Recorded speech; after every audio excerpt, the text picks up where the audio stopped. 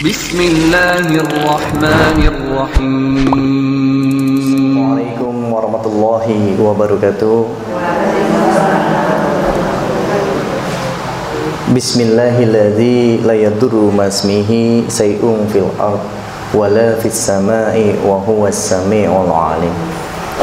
Assalatu wassalamu ala asrafi anbiya'i wal mursalin wa ala alihi washabbihi ajma'in. Amma ba'd. Segala puji bagi Allah Subhanahu wa taala yang telah melimpahkan nikmat bagi kita semua. Yang mana nikmat yang paling utama yang kita terima adalah iman karena Allah Subhanahu wa taala. Semoga kita selalu senantiasa dijaga iman kita hingga akhir hayat kelak, yang mana kunci keberhasilan kita dalam memasuki jannah azza wa jalla, surganya Allah yang tiada batasnya dan sungguh sangat memukau, itu adalah keimanan kepada Allah Subhanahu wa ta'ala. Salawat serta salam kepada junjungan Nabi besar Rasulullah sallallahu alaihi wasallam beserta para keluarga, sahabat dan juga keluarganya, dan kita termasuk umat-umat yang mudah-mudahan nanti kelak akan mendapatkan syafaat dari Rasulullah sallallahu alaihi wasallam. Allah Subhanahu wa taala menciptakan langit dan bumi ini bukan hanya sekedar untuk kita kagumi, bukan hanya sekedar untuk kita lihat-lihat ya, lalu kita nikmati kenikmatannya ya.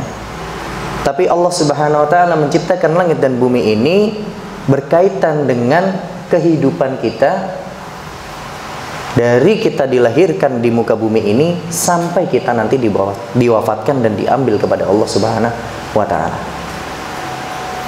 Sehingga karunia yang besar, yakni kehidupan yang diberikan Allah Subhanahu wa taala, ini adalah bagian nikmat yang wajib kita syukuri. Sebagaimana Allah sebutkan, la in sakartum la azidanakum. Yang dimaksud Allah Subhanahu wa taala yang mendapatkan nikmat yang ditambah adalah yang pertama, itu orang-orang yang bersyukur atas nikmat imannya. Jadi kalau ibu-ibu lihat ya, ada orang ya, yang bersyukur ya Allah bersyukur sekali sekarang dapat rezeki 100.000 ya. Udah disimpan tuh. Jadi hanya sekedar di lisan saja. Dan ini bukan termasuk orang yang keimanannya sempurna.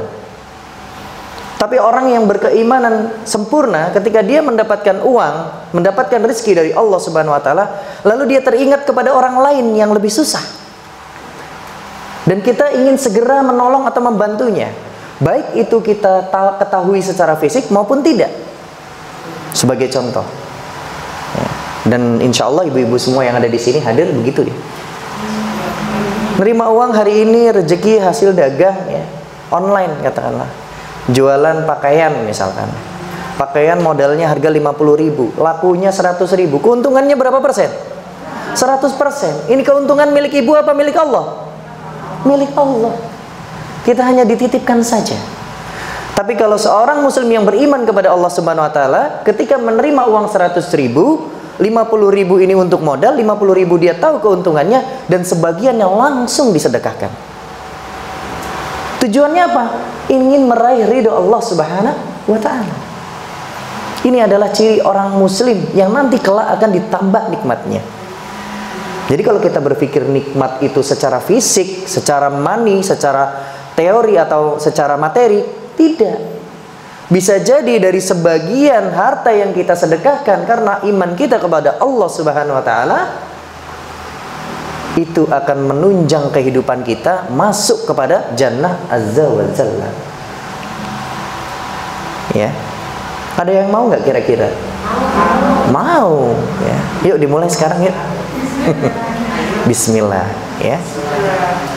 La raiba, jangan ada keraguan kalau untuk bersedekah, apalagi atas nama Allah Subhanahu wa taala. Karena insya Allah Allah akan ganti. Di dalam surat Al-Baqarah itu disebutkan Barang siapa yang bersedekah karena Allah Subhanahu wa taala, itu seolah-olah seperti satu bulir. Ya, satu bulir yang tumbuh menumbuhkan 7 tangkai, dan setiap tangkainya itu ada 100 buah. Masya Allah.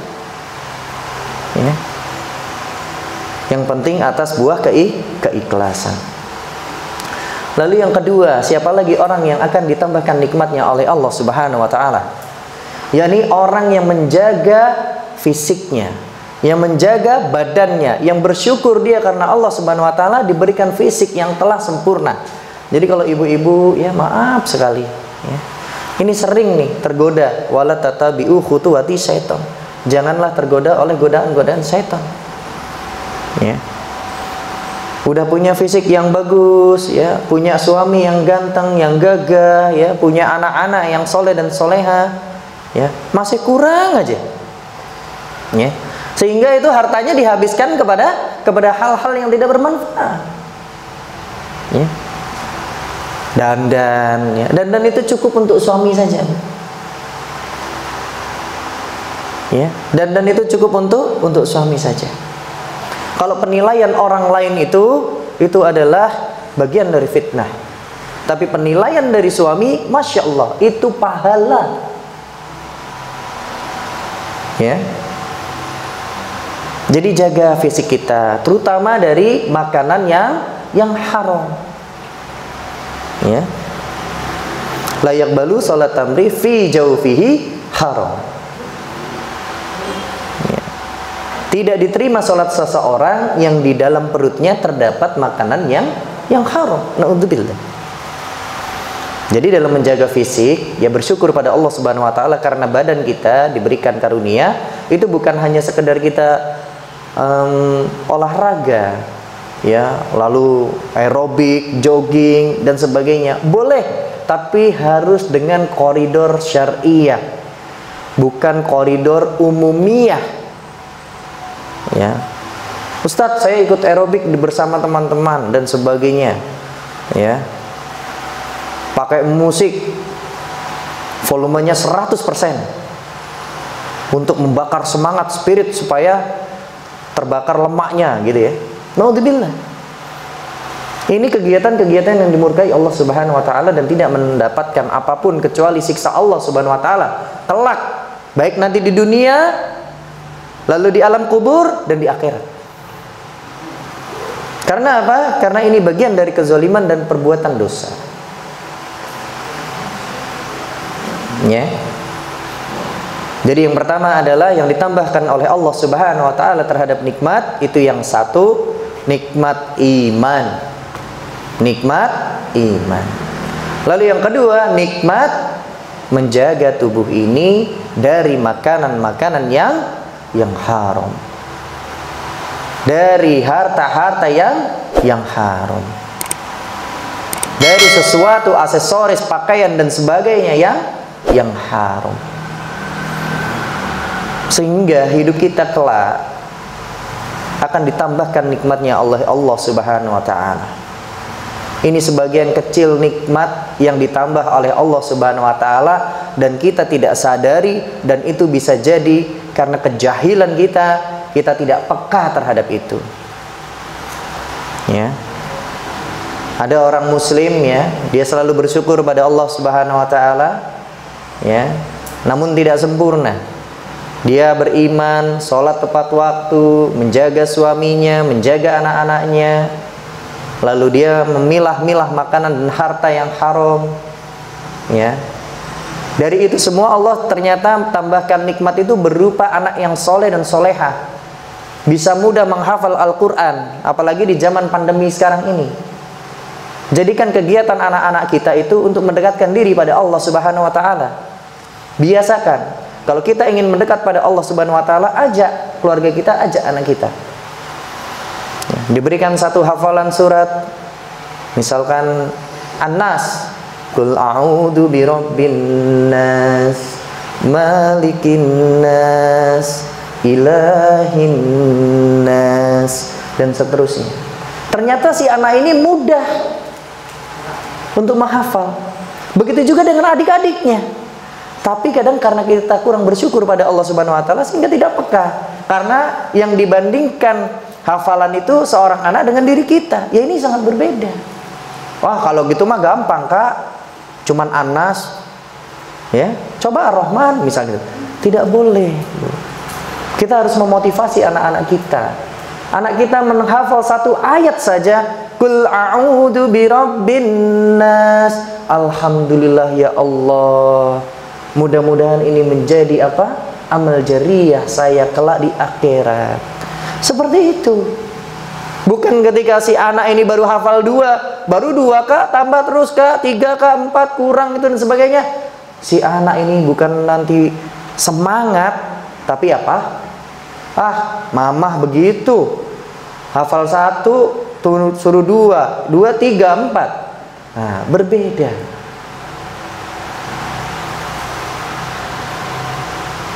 Jadi hiasilah rumah-rumah kita dengan Al-Quran. Apalagi kita, ibu-ibu sekalian, ya, ini memang fitrahnya lebih sering dekat terhadap anak-anak kita dibandingkan suami. Sehingga tanggung jawabnya lebih besar mendidik anak-anak kita, dekatkan anak-anak kita kepada Allah Subhanahu wa taala. Lalu yang ketiga. Yang ketiga adalah orang-orang yang bersyukur diberikan keluarga, diberikan suami, diberikan anak, ya, diberikan orang tua, diberikan adik, diberikan kakek nenek, ya, pak lek bule dan sebagainya. Itu kita harus bersyukur. Karena banyak sekali orang yang dilahirkan di muka bumi ini dengan keadaan yatim piatu. Banyak orang yang dilahirkan di muka bumi ini dengan keadaan dia tidak memiliki seorang ayah.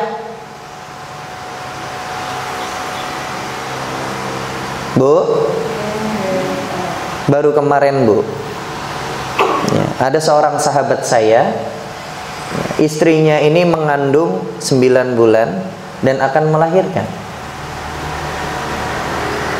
Melahirkan di rumah sakit dengan protap dan SOP yang begitu ketat sehingga menyebabkan stres seorang istrinya ataupun seorang yang ingin melahirkan ini. Alhamdulillah lahirannya normal. Anaknya juga lahir dengan normal. Lalu 2 hari kemudian ternyata istrinya dipanggil Allah Subhanahu wa taala. Sehingga anaknya ini menjadi yatim. Anak ini tidak memiliki seorang ibu. Tapi bagi ibu-ibu yang dirahmati Allah, yang saat ini masih lengkap, walaupun tidak lengkap, tapi masih ada, maka penuhilah kewajiban-kewajiban kita sebagai seorang anak. Penuhilah kewajiban-kewajiban kita sebagai seorang ibu. Dan penuhilah kewajiban-kewajiban kita sebagai seorang istri. Jadi bersyukur kepada keluarga. Jangan membandingkan rumputnya tetangga, nggak bakalan habis. Ya, Pah, sebelah punya expander, Pah. Kita masih mobil carry, nggak boleh. Berarti ini membandingkan suami kita kepada suaminya orang lain. Bisa jadi suaminya orang lain itu, rumput tetangga itu memang fisiknya lebih bagus, mobilnya expander. Tapi kalau dihasil dengan cara yang batil, dengan cara riba, naudzubillah. Harusnya kita jauh lebih bersyukur punya mobil carry, cash, ya, dan tidak punya hutang. Kadang-kadang dunia ini benar-benar melenakan kita. Tetangga kita jadi fitnah, ya. Handphone, ya, tujuannya mau lihat-lihat kajian, ya, nyasar sedikit, ya, ke marketplace, ya, jadi fitnah. Yang tadinya hartanya untuk belajar bahasa Arab misalkan, karena maaf ya, kadang-kadang kan kalau kita mau belajar itu godaannya macam-macam Bu, ya. Mau datang ke sini aja, datang ke kajian mah modal, entar harus infak lah, sedekah lah, ya kan, ngasih jajan ustadz lah misalkan, ya. Padahal harta yang dikeluarkan dengan sedikit itu tidak sebanding dengan ilmu yang didapat. Tidak sebanding. Coba bandingkan uang 100.000 misalkan, lalu jalan-jalan ke marketplace ya, beli deh apa gitu ya, sesuai dengan syahwatnya ketika itu. Paling ketika datang senang sudah ditaruh lagi. Contoh pakaian, apakah pakaian itu dipakai selama 24 jam, selama 7 hari? Enggak. Banyakan dipakainya apa banyakan nggak dipakainya? Banyakan nggak dipakainya. Tapi kalau ilmu sekali dapat dipakai sampai kita wafat, dan bisa ditularkan lagi, bisa berkembang lagi amal jariyahnya. Ya. Terutama terkait terhadap keluarga, yang paling utama adalah sang anak. Jadi kalau kita ya punya anak nih ibu-ibu sekarang ya, ada yang punya anak sekarang usianya di bawah 10 tahun? Ada ya. Ada yang di bawah 20 tahun, 15 tahun? Ada ya. Ini masih ada kesempatan. Harusnya kita jangan sampai berikan anak-anak kita pendidikan Al-Qur'annya itu ke orang lain. Sangat rugi. Kenapa sangat rugi? Karena orang lain nanti mendapatkan amal jariyah. Saya punya anak yang kecil usianya 3 tahun, Masya Allah. Enggak saya berikan kemana-mana, saya dan istri saya saja yang mengajarkan Al-Fatihah. Karena apa? Al-Fatihah itu dipakai 17 kali dalam sehari, dibaca oleh dirinya. Siapa yang mengajarkan? Orang tuanya. Berarti orang tuanya dapat pahala amal jariyah. Kalau itu diserahkan ke orang lain, Masya Allah, berarti kita tidak mendapatkan fastabiqul khairat, berlomba-lomba dalam kebaikan. Masa ada kebaikan di depan mata diberikan ke orang lain? Jangan, ya. Makna dari fastabiqul khairat itu yang untuk diri kita, keluarga kita. Enggak Kadang alasannya macam-macam. Saya kan nggak bisa ngaji, saya kan nggak bisa ini, biarin aja deh ustazah datang dan sebagainya. Biarin deh hafalannya sama dia. Wallahu a'lam. Jadi kesempatan yang besar harusnya kita mendapatkan amal jariyah, mendapatkan pahala yang besar dari Allah Subhanahu wa taala, kita lemparkan ke orang lain. Ini nggak beda, ya ini maaf ya, nggak beda kalau saya jamaah dengan para ikhwan ya, para bapak-bapak jamaah laki-laki, ya itu malah mempersilahkan saf yang paling depan itu kepada orang lain gitu. Oh, duluan aja Pak, duluan aja gitu ya. Seolah-olah seperti itu. Begitu juga ibu-ibu gitu ya, mempersilahkan safnya itu kepada orang lain. Silakan duluan aja. Padahal itu kebaikan yang hakiki. Ini ibarat ya, kalau ibarat harta ya, itu bisa misalkan diilustrasikan di dunia ini, itu di depan saf, di depan tempat kita sujud ya, itu seolah-olah itu ada harta yang melimpah sebenarnya. Yaitu pahala dari Allah. Cuman karena ini fisiknya tidak ada dan itu sifatnya gaib, nah kita tidak menyadari dan kita tidak peka. Ya. Ada satu masjid dulu ya, untuk meramaikan masjid itu salah satunya ya, emang ini Allah alam bisawab ya, ada ulama yang membenarkan, ada juga yang tidak, tapi tujuannya adalah untuk membangun spirit, untuk membangun semangat ya. Di balik-baliknya sajadah setiap safnya sholat itu, yang paling depan itu dikasih uang 50 ribuan semua Bu. Jadi siapa saja yang di sana, dan itu kolo-kolo ya, tidak diketahui. Waktu itu hari Jumat.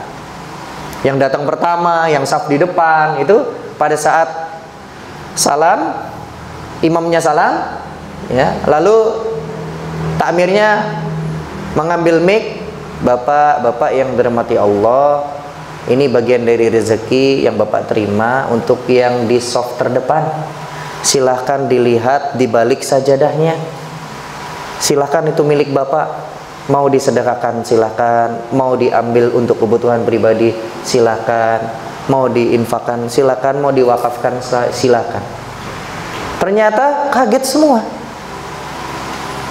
Dan percaya tidak percaya, sebagian besar dari mereka mengambil lalu mengembalikannya di kantong di kotak amal. Masya Allah. Berarti yang diharapkan apa? Pahala dari Allah. Udah sholat dapat pahala lebih dulu, ya kan? Ya kan? Ikhlas pada Allah, ketika dapat rezeki dikembalikan lagi buat Allah. Masya Allah. Ya. Oke, yang terakhir. Ya. Yang terakhir, walaupun masih banyak ya nikmatnya dari Allah Subhanahu wa taala, dan ini yang terakhir. Yang terakhir adalah orang-orang yang bersyukur karena nikmat hartanya. Karena nikmat hartanya. Dan saya tegaskan kepada ibu-ibu yang dirahmati Allah, hadis Rasulullah sallallahu alaihi wasallam, dan Rasul menyatakan, innal likulli ummati fitnah wa fitnah ummati al-mal. Sesungguhnya setiap umat itu Allah berikan fitnah. Dan kata Rasul, fitnah bagi umatku itu adalah harta. Jadi sangat lumrah manusia itu kalau mendapatkan fitnah itu dari hartanya. Ya. Ibu-ibu dari rumah, Bu. Ibu-ibu dari rumah mau kajian. Sudah niat sama Allah Subhanahu wa taala, nanti di sana saya mau infak, mau sedekah, ya. Sudah dikantongin uangnya, disisihkan. Ya. Sampai sini kajian, ya. Karena saking semangatnya, saking rindu terhadap sahabat-sahabat yang ada di kajian, ya. Lalu saking sibuknya berdiskusi masalah ilmu. Selesailah sudah kajian, pamitan pulang. Sampai di jalan, lupa. Ini tadi niat buat sedekah. Ingat, innal likulli fitnah wa fitnah ummati al-mal. Karena ada fitnah berupa harta yang Rasulullah Shallallahu Alaihi Wasallam sebutkan.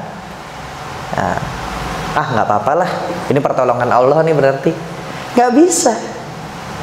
Kalau kita ingin menjaga niat keistiqomahan kita, telepon atau balik lagi. Maaf, tadi ada yang tertinggal. Mudah-mudahan ini karena ajab saya, karena dosa-dosa saya. Maaf, karena dosa-dosa saya sehingga saya dilupakan oleh Allah Subhanahu wa taala untuk berbuat kebaikan. Harusnya seperti itu. Karena niat itu, pikiran akal kita itu dari Allah. Kalau Allah sudah ingin memberikan kebaikan, man yuridullah bi khair yufaqihu fiddin.